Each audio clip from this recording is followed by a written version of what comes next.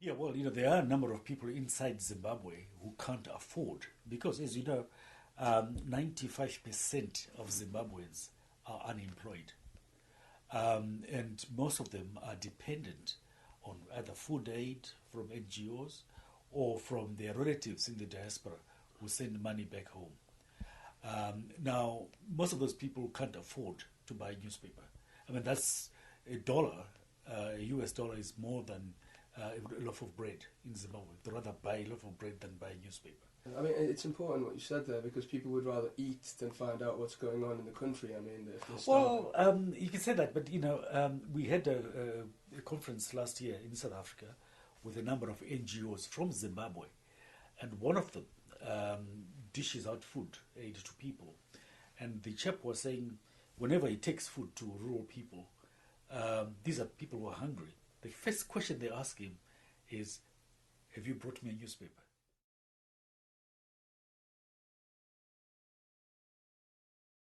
Well, in Zimbabwe today, the major newspapers are owned by the state, by Mugabe. There are no private radio or TV stations inside the country. Only government is allowed to broadcast. So, there's this overbearing government information. I mean, there's just too much information from Mugabe's side. So there's need for us to balance, the information. They print a lot of propaganda. There's a lot of hate speech. I mean, if you read the Herald today, I mean, there is a lot of hate, speech in there against the whites, against anybody who doesn't support Mugabe. My name appears there from time to time as an enemy and as a sellout, which, in Zimbabwean parlance, if you're labeled a sellout, it means that, anybody can take you out.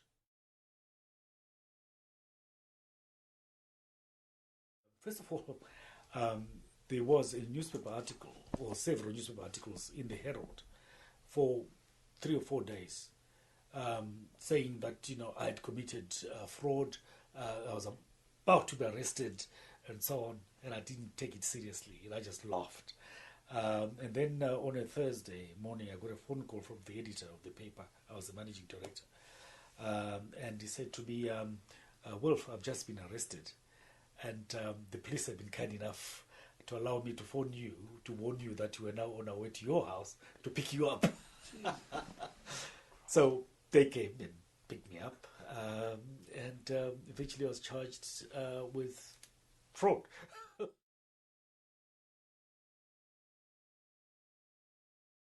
We exploited a loophole in the law, because the law says that all newspapers must be registered, those that are in the country. And it was silent on newspapers published outside the country.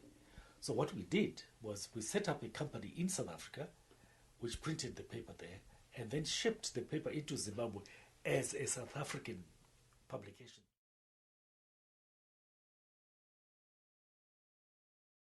Another thing they did was in 2008, they hijacked one of my trucks, an 18-wheeler, and drove it into the bush, beat up the driver, and set the whole truck on fire. Plus 60,000 copies of the newspaper that were in the truck. So I lost my truck, worth over £50,000.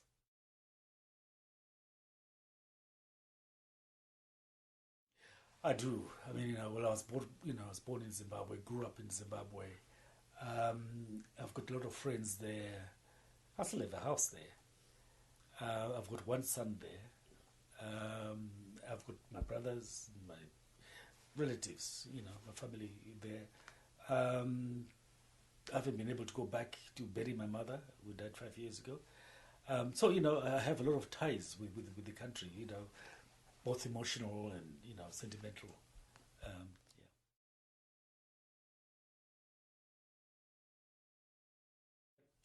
If there's going to be a change of government, it must be peaceful change.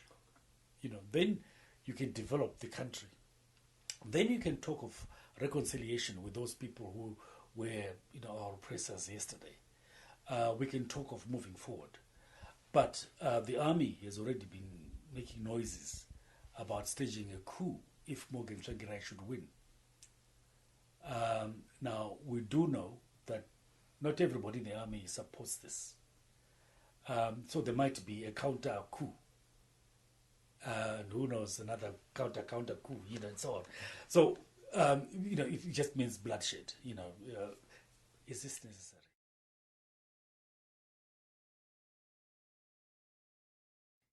I mean, you have to forgive, they see me, they think that I've wronged them. I feel they've wronged me. And there is need for forgiveness, on both sides. And it will be time to build our country. I don't believe in an eye for an eye, because all it does is just makes everybody blind.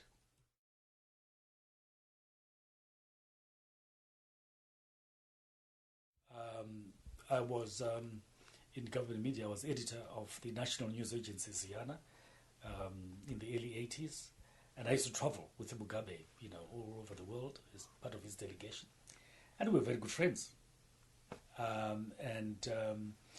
then also became editor. I was appointed editor of 8 provincial newspapers, which were also government owned, and I was also chief executive of that group. And before I left to found the Daily News, where I was the managing director. And before that, I was a foreign correspondent for 8 years with the August Africa News Service in South Africa. It's been an amazing career, and I feel that I've been privileged. I got a lot out of journalism, and I must put something back into it.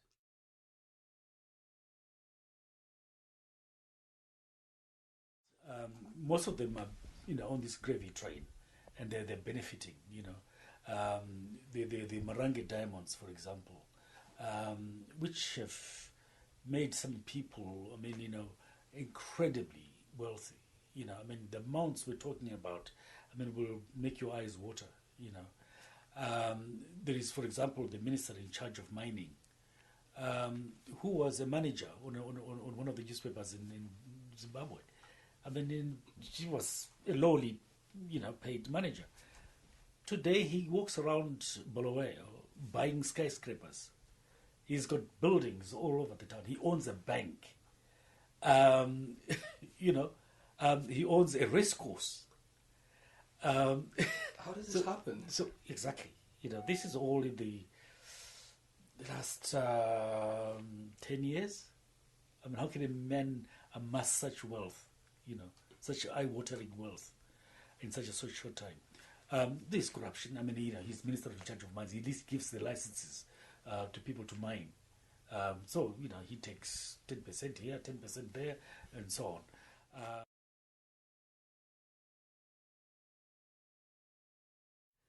Well, this is the thing. He had us all fooled. Because when you talk to the man, he's very bright. He's very articulate. And he sounds reasonable. He can argue his case. He was reasonable. He was the right man for Zimbabwe. I thought, in the early 80s, certainly. I used to say that. I even wrote about it, saying, how lucky we are to have this man as our president. What changed? Corruption, greed, avarice, all those terrible things. And now he's got into a position where, he knows if he loses power, he could end up at The Hague or in a Zimbabwean prison, unless there is some accommodation.